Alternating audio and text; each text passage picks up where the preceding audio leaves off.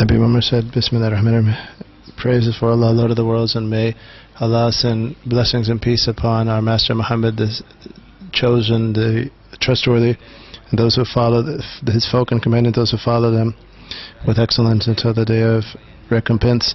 And with our brothers in reading the book of Beneficial Counsels by Imam Abdullah bin Muhammad bin Ali al-Haddad, may Allah have mercy upon him. We've reached his saying, may Allah's good pleasure be upon him. And I counsel you to have a present heart and submissive limbs in all your acts of worship. Through this, for that is how you attain the fruits of those acts of worship and become enveloped in their lights. And I counsel you to be conscious of Allah or mindful of Allah in every state. Your heart should be unceasingly aware that He is watching you and near to you. And remind and admonish your lower self, your nafs, and call it to the way of your Lord with wisdom and good teaching. Acquaint it with the reward, eternal bliss, honor, elevation, and great fortune it will gain through obedience. Acquaint it also with the painful torment and great shame that it will receive by abandoning obedience and committing acts of disobedience. Indeed, the lower self, due to its ignorance, hardly ever does something or refrains from doing something unless there is something in doing it or refraining from it that it desires or fears, or you can say in which it hopes or fears, especially since the nafs by nature is lazy when performing acts of obedience and inclined towards waywardness. He goes on, the Imam, I counsel you not to spend any portion of your time or even a single breath except in doing something which will benefit you in the hereafter or in your life here, which will assist you in the hereafter or in your place of return. He said, so these beneficial counsels that bear fruit and are of benefit, and they produce the result of truly turning to Allah and exposing oneself to a divine forthpouring of divine grace. He said, so I counsel you to have a present heart. And he said the meaning of presence is that it is feeling some meanings of Allah's attributes or the meanings of His names, subhanahu wa ta'ala, and the attributes of His greatness. When the heart reflects upon Allah's beautiful names and Allah's sublime attributes and the meanings of His greatness and magnificence, then at that point the heart is present. And for this reason, presence with Allah only occurs in the various types of worship and acts of obedience. And the cause of distance from Allah is heedlessness, or you could say unawareness, and the cause of nearness is presence. As long as the heart is present with Allah Ta'ala, that person is in an increase in nearness. And whenever a person is unaware of Allah or heedless of Allah, that person is severed and distanced. Presence of heart then is its feeling the greatness of Allah, exalted be He, and the meanings of His names and attributes, and its reflecting on the signs of Allah's magnificence, and pondering that which has been narrated from Allah and that which His Messenger ﷺ has conveyed. The heart's being engaged in that is the presence which is sought. And in every act of worship, presence in that act of worship is through performing the aim of that type of worship and reflecting on the meaning of that worship. He says, and I advise you to have a present heart, presence of heart and submissiveness of the limbs in all of your acts of worship. And here he means tranquility of the limbs. He said, so submissiveness, khushu', it means both present, magnification, reflecting on the meaning and pondering the meanings, and also the meaning, it implies fear and hope and shyness. Khushu', translated as submissiveness, implies all of those things. So if these meanings, all of them that were just mentioned, are present in active worship, the person who's like this is khashi', is submissive. Allah says, felicitous indeed are the believers, those who in their prayers are in a state of khushu', are submissive. And a believer is only present in prayer when his heart is present and he is reflecting on the meanings and is magnifying Allah and is fears that he'll be rejected and hopes that he will be accepted and rewarded, and he is shy and ashamed before Allah, feeling that no matter how much he strives, he has not fulfilled that act of worship as it is rightfully performed for Allah Ta'ala. And this khushu', which is translated as submissiveness, it can also be called tranquility of limbs and presence of heart. So if a person has tranquility of limbs and presence of heart in worship, that person will attain the fruit of that act of worship. So the Imam said, I advise you to have presence of heart and tranquility of limbs, or submissiveness of limbs, and through that the fruit will be attained of that act of worship. So the fruit of prayer, of nearness, of purity, of being prevented from indecency and wrong, from the cleansing of one's heart, from having a strong connection to Allah Tabaraka wa Ta'ala, from the unveilings of subtle, sublime meanings. These fruits occur in that which relates to them if the prayer is performed with presence and submissiveness, khushu'. So from this reason the Prophet ﷺ said, only for a servant from his prayer is it only written to the extent that he's present therein.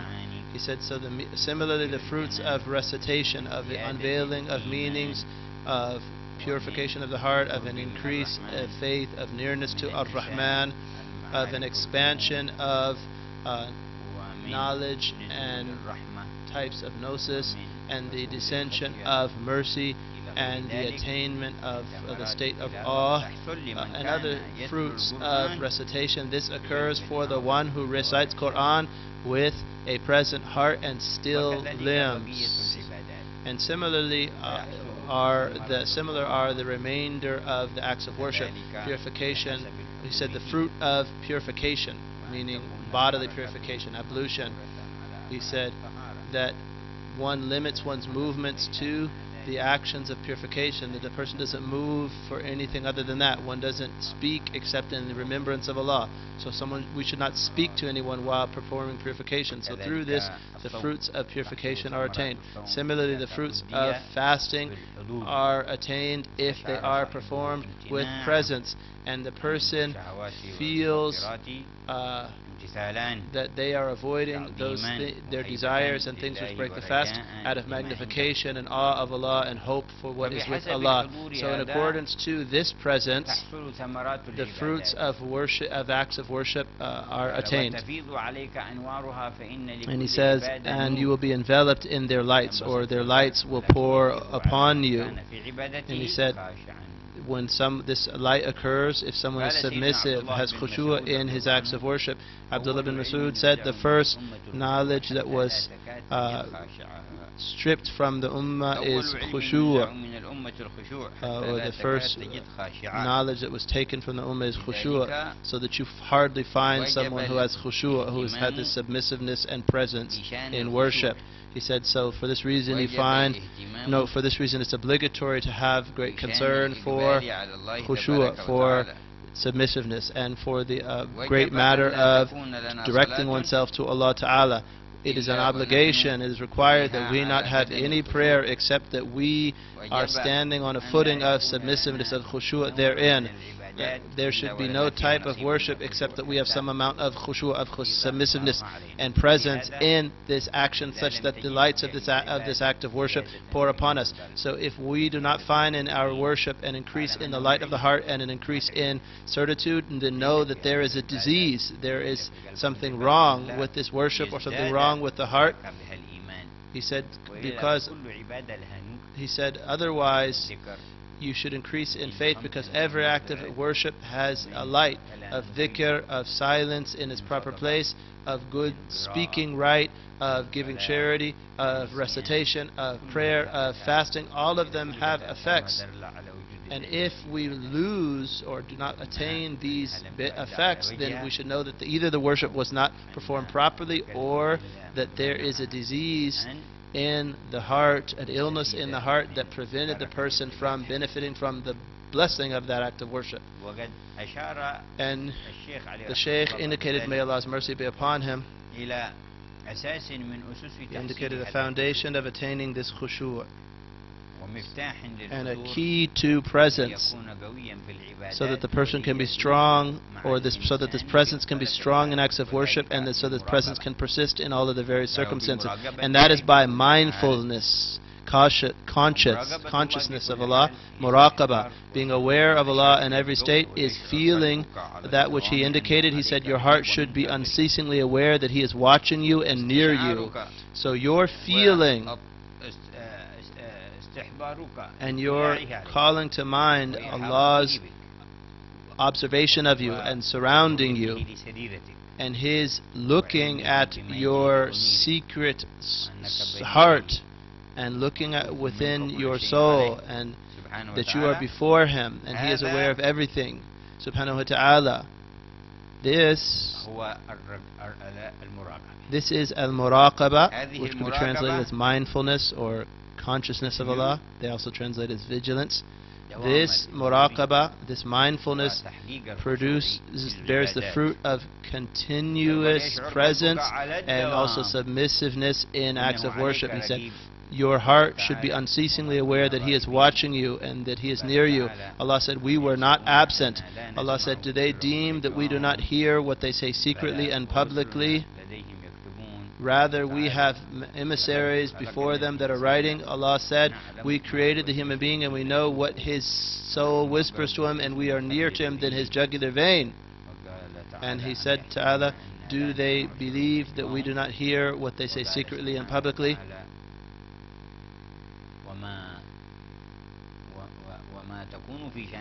And Allah said, and there's no second, and you do not recite Quran or perform any act of worship except that we were witnessing you when you were doing so.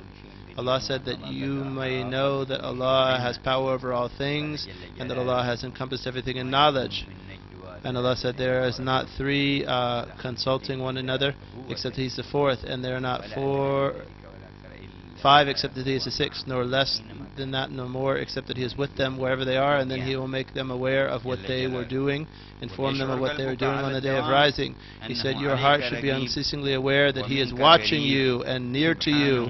Transcendent and exalted is He. And if this is the case, then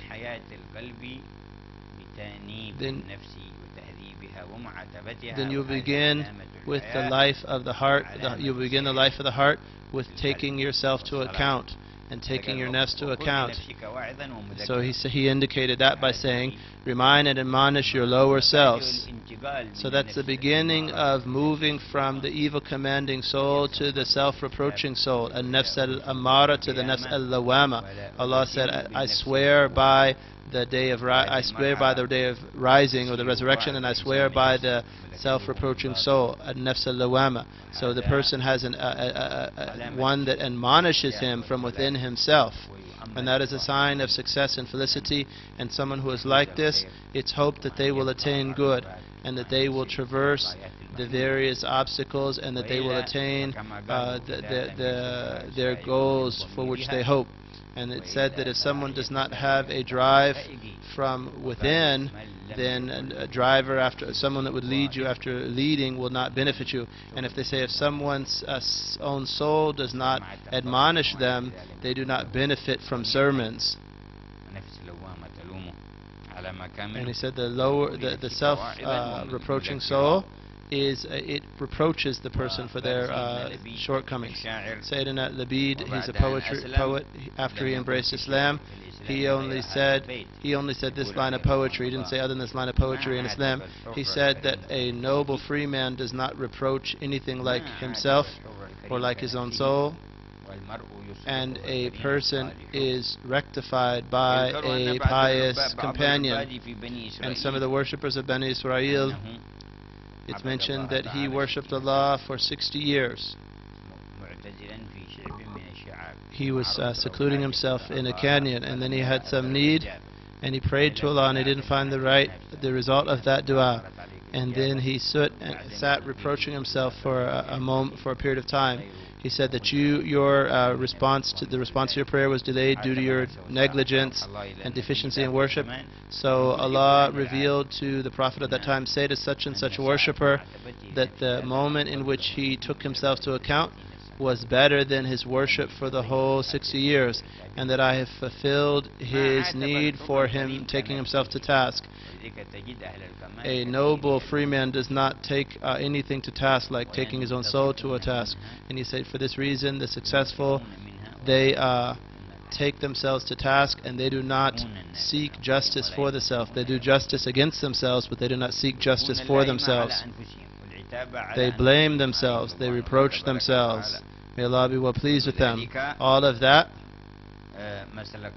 is the way of those who are true to the Creator, Jalla Jalaluhu wa Ta'ala fi Ula. Admonish your lower self and remind it. And do not, Allah said, do not charge other than yourself, or you are not charged with other than your own soul. لا تكلف إلا نفسك. So for this reason, a person addressing himself and taking himself to task is a sign of his being true and having a firm footing in faith, a sound footing in faith, and being near to Ar-Rahman Jalla Jalaluhu wa Ta'ala fi Ula. And for this reason you find the elect take themselves to task much, and these are the sayings of the companions, and that which have been and the sayings of companions, those who follow them in excellence. Said in Imam Haddad, the author of these counsels, he says, O nafs, O lower self, this which does amazing things, no knowledge, no intellect, no worship, nor adab. You have the attributes of a hypocrite. You have knowledge of the tongue and ignorance of the heart, and the cause of it is love of property and loving of that which and loving prestige. Be careful of the scrolls of deeds being wound up, and you be alone in a grave with no comfort. And what kinds of deeds have you done? And he says, woe, O lower self, how much will you procrastinate, and how much will you be deluded by sweet things? And he said, woe, O you misleading lower self from the straight path, and it continues to deceive me, and its desire is wealth and prestige. Oh my Lord, it has overcome me. So he seeks Allah's refuge in Allah in aid. He said, so I seek the aid of my Lord to heal my heart. And he said, so call your lower self and call it to the way of your Lord with wisdom. Call your lower self to the way of your Lord with wisdom and good teaching. He said that is a way to be rid or purified from its vices and the types of its wickedness and its diseases and its impurities and deceptions and lying and claims and its arrogance and its the various foolish things of the lower self. He said, you summon your own soul. Don't forget it. Do not neglect it. Do not leave it. Do not lose it. Summon it to the way of your Lord with wisdom and good teaching. Encourage it and warn it and threaten it and be easy with it, and at the time necessary be firm with it until you overcome it and you possess it until it is purified, and then it will be your vehicle to enter the holy precinct and the levels of the people of the sublime stations, of those of nearness to Allah Jalla wa. He said, remind and admonish your lower self and call it to the way of your Lord with wisdom and good teaching, and acquaint it the reward, eternal bliss, honor, elevation, and great fortune it will gain through obedience. So you can be reminded of this, acquainted of this, when you reflect on that which has been narrated from Allah and His revelation and the saying of the Prophet ﷺ, the reward and of this world and the next of worship, and from also the companions and the people of the prophetic house and the Salaf. This will encourage you to cling to a firm handhold of acts of obedience, and you know the station of the one who is being obeyed and being worshipped. He said at the beginning, the lower self needs to be encouraged and to know the article of exchange, the recompense, so that it can direct itself to Allah. And this is the way of the laity until it ascends a high degree and knows the greatness of the one being worshipped, so it does not direct attention to recompense and reward out of faith and knowledge that it has that the one being worshipped deserves to be worshipped, and that the person being honored by worshipping Allah is the extent of reward and goodness from Allah. And at this point there are doors of divine gifts that are open, that are unlimited and innumerable. That is the beneficence of Allah. He gives it to whom He wills, and Allah is the one of magnificent beneficence. He says, and acquainted also with the painful torment and great shame that it will receive by abandoning obedience and committing acts of disobedience. He said the punishment in this world and the next, the wickedness in this world, or the harm in this world and the next. Acquainted with this and reflect on that has been narrated, and the stories of what has happened to those who are disobedient or negligent of acts of obedience.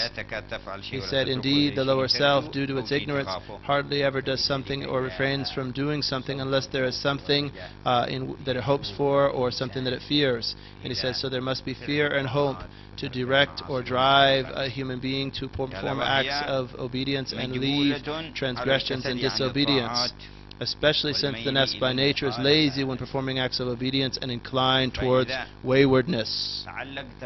So if you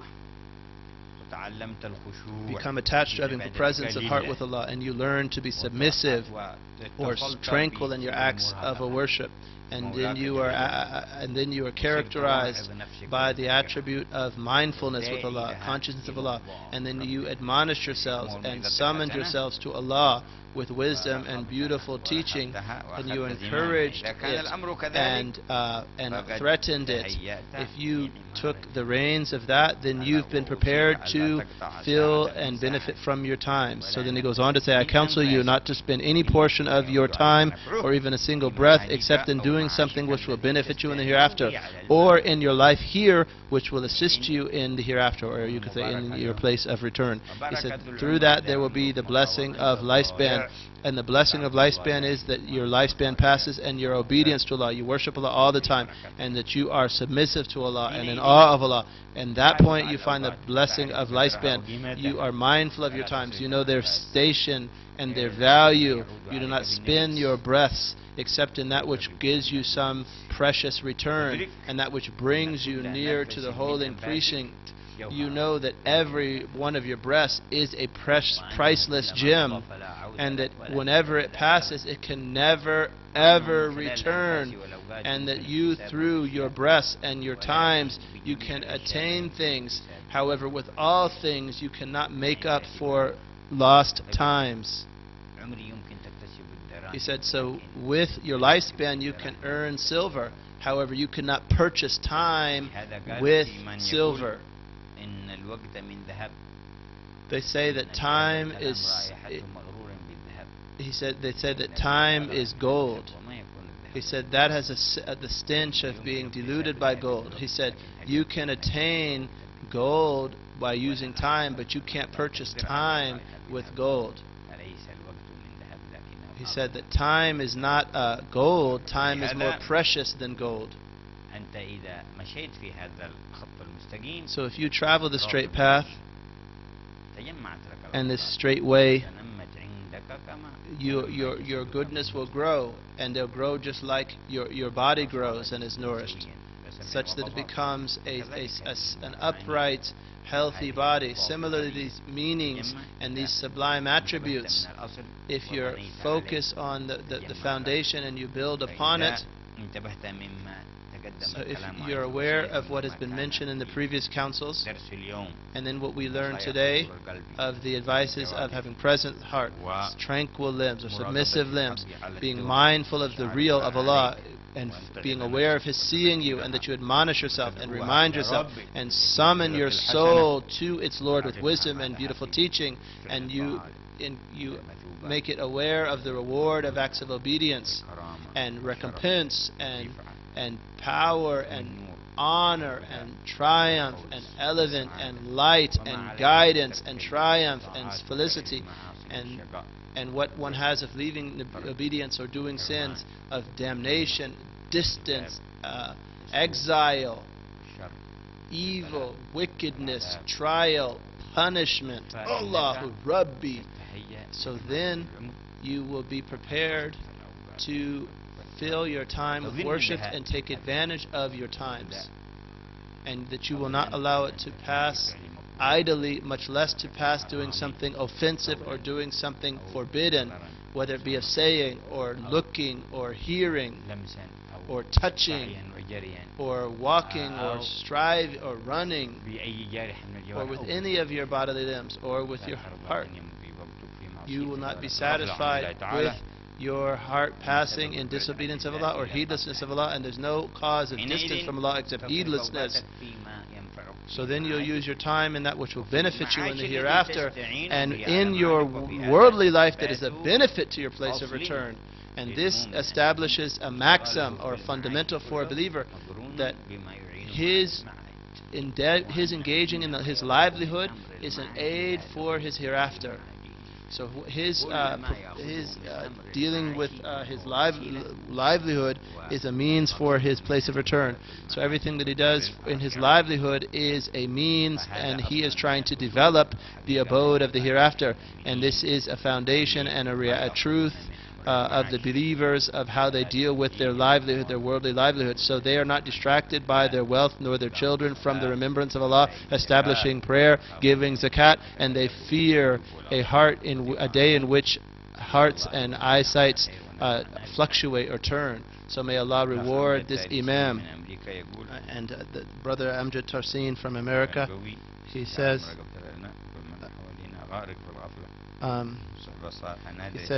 how do we strengthen ourselves in awareness of Allah? And we're surrounded by those who are drowning in heedlessness. And he said by and how do we have the good company, or he said good company is rare in these times. And he said, so when you study these books, attend these lessons, read the virtues of the pious, all of those are types of companionship. Even if you're in a place of heedlessness, or if you're surrounded by those who are heedless and those who are disbelievers in Allah and His Messenger Muhammad. He said, so take advantage of taking a portion of the secrets of this company. And if Allah opens for you a door of presence when you're remembering Allah, then you are sitting in the presence of the one who you're remembering. He is the one who is in the company of the one who remembers him. He says in a Hadith Qudsi, I am the companion of the one who remembers me. So you have company with the good companionship, with having an attachment of heart, studying their virtues and their biographies, attending gatherings, lessons like this, studying their books, and studying beneficial or following beneficial websites, and also love of those with whom you hope to sit. And we ask Allah to have true love, and we ask Allah to also to feel love and closeness to the Prophet ﷺ, and studying his biography and his attributes, such that you can become prepared to be in the company of the pious and the origin of the pious, so that you're prepared to be in the company of Allah and pure obedience and servitude. This is Brother Sulaiman from the Muslims in Britannia. He said, a famous man died who was not Muslim, and we find some Muslims pray for him for mercy. Habib Omar said, you're allowed to pray for his family that Allah guide them.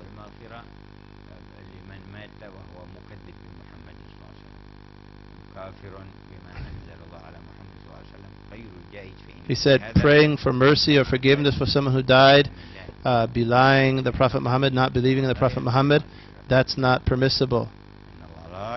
Allah said Allah does not forgive that a partner be associated with Him. So everyone who associated a partner with Allah, whether it be a statue that they worshipped or their caprice that prevented them from responding to the invitation of Allah and His Messenger, this person will dwell eternally in the hellfire. Allah said, verily those who disbelieve from the people of the book and the polytheists,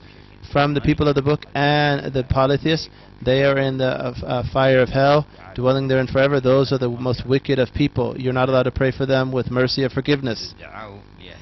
One is allowed to pray for his family and his offspring, that Allah guide them to Islam, that Allah guide them to the truth, and things like such as that. And it is not permissible to pray directly for someone who we know died on disbelief, to pray for their mercy or their forgiveness. He said, if you know that he died, or you could say, oh Allah, if you know that he died as a believer in you and your messenger, then forgive him. Because there may be something in the inward between a person and Allah that other people are aware of. That's about someone who didn't explicitly state their refusal and they weren't audacious towards Allah and His Messenger. He said that because he had beneficial inventions, Allah subjugates what He wills to whom He wills. He places at what He wills at the disposal of whom He wills. If Allah causes benefit to come at someone's hand, and that person was without faith and cut off from faith in what Allah revealed to the Prophet Muhammad, this person lives with his own self, his own ego, his own nafs, or he's desiring his material or his reputation and fame, or if there's a meaning of fitrah, of his nature, that through which he wants to benefit people, but he's not seeking reward from the Divine, the Creator, and nor is seeking any station with Him, then Allah places what He wills at the disposal of those whom He wills. So how very great is that which Allah, or how very much does Allah bring service at the hands of His angels who are brought near to humanity, and that is from the wisdom of Allah. Allah uses the pious and Allah uses the profligates, the Muslims and the disbelievers. He said that just because someone invented something beneficial, he said, however, if there's, and also if we compared these inventions to the harm that has come to the Ummah through them, we'd find that their harm is more than their benefit. In any case, Allah does not reward in the hereafter except those who surrender to Him and believe in His message, that which He sit with His messenger. And someone who is not like this, then he will have no portion with Allah, and they will go to that which they will go to the works that they performed, and we will make it like just scattered dust. And you find in the realm of humanity that if someone mistreated someone and harmed someone, and then he wanted to do some service to him, he said, I don't want any service with you. And he said, nothing can equal what you've done. So what about someone who opposes Allah and belies His beloved and His messenger and the revelation that He has sent down, Jalla Jalaluhu wa Ta'ala fi'ullah. So everyone who the message has reached, and then he doesn't believe and prevents others from the path of Allah, refuses to follow the path of Allah, and dies in that state, it is not permissible to pray with them, pray for their forgiveness. Allah said, it is not for the believers and those who believe to seek forgiveness for the polytheists, even if they are kin, after it has become clear that they are the people of the hell. And the seeking of forgiveness of Ibrahim for his father was for nothing other than a promise that he made for him, and when it became clear that he was an enemy, he left it.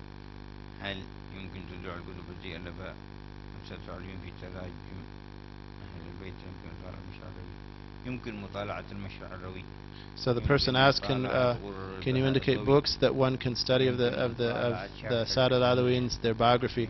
He said you could study Al-Mashra'uli, Al-Ghurar. Al-Ghurar is one of the books, and also Sharh Al-Ayniyah by Habib Ahmed Zain al-Habashi. These are some books that were written by the Alaween about the Imams of Ahl Bayt, the pure Ahl Bayt. He said, studying history in general and the states and accounts of the pious, in particular there's a beneficial effect in correcting the heart of a person and filling his heart with love and love for the friends of Allah,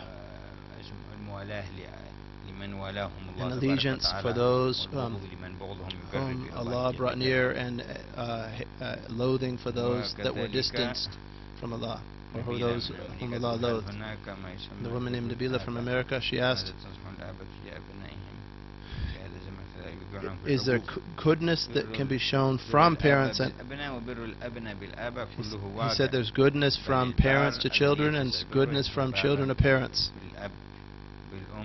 So someone who's good, who's bar, he'll be good to the father, the mother, grandparents, brothers, sisters, his wives, or with spouses, good to boys and sons and daughters, good to all relatives. The extent of this goodness will expand to the extent of his truth, his aspiration, his good worship and striving with Allah Tabaraka wa Ta'ala. And may Allah, the Prophet said, may Allah have mercy upon a parent who aided his children in being good to him. So he should teach them and use means to convince them, to bring their souls near, so that the parent will help their child to be good, and so that the children will not fall into the calamity of mistreatment of parents that causes them to fall into various types of corruption and calamities. So they must be cautious about that, and he must be avid for his sons and daughters to be upright, and he should not demand his rights in a way that is harsh and hard, and such that that's a cause of distancing them and pushing them away, and we seek refuge in Allah Tabaraka wa Ta'ala from that. There's a sister from Britannia. He said, how do we cause shyness in our daughters, and that they wear modest clothes in the West? He said that you should do all of that. However, if you can't do all of it, you don't leave most of it. Or if you can't do most of it, or if you can't do all of it, doesn't mean you leave all of it. And he said, the various environments will not be an obstacle for someone of a strong resolve and a high aspiration. He said if someone has a resolve, and that is conjoined with a type of wisdom and gradation in their affairs, then that's more beautiful. However, the fundamental is having a true resolve, a strong aspiration, and performing the command. And the shyness that you've seen in the likes of this town in Tarim and very many of the places of the pious of the Ummah, these are the effects of the teaching of the Prophet Muhammad. And he came to a society where women were exposed, and there are things like that which you complain about in present disbelieving societies. Allah said, and do not expose yourselves like the exposure of the first time of ignorance, tabarruj al-jahiliyyah al-ula. He said, so the disbelieving places on the surface of the earth, if there are these aspirations connected to this resolve, connected to the prophetic guidance, these can change. However, Allah has a wisdom in that which He expedites or that which He delays, and it's His command. However, we succeed and have triumph by exerting effort and having resolve and doing what we can sincerely for Allah subhanahu wa ta'ala. And another sister from Britain,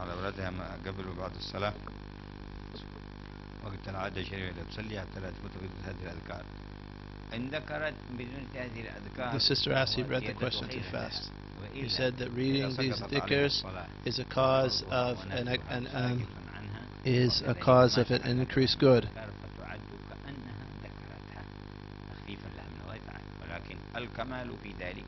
So the sister asked,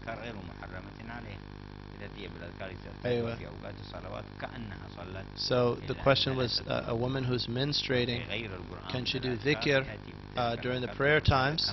And he said that she can do those dhikrs in the time of the prayer, other than the Quran, and that would be a cause of an increase in light and elevation with Allah, Al-Aziz Al-Ghafur. May Allah make our feet firm, give us sincerity and truth, and give us succeed to do what He loves, and make us among those who He loves, and write us in the scrolls of those who counsel with truth and patience. And may Allah alleviate the difficulties of the Muslims and our difficulties and all of the Ummah by the secret of Surah Fatiha, donated to the presence of the Prophet Muhammad sallallahu alaihi wasallam.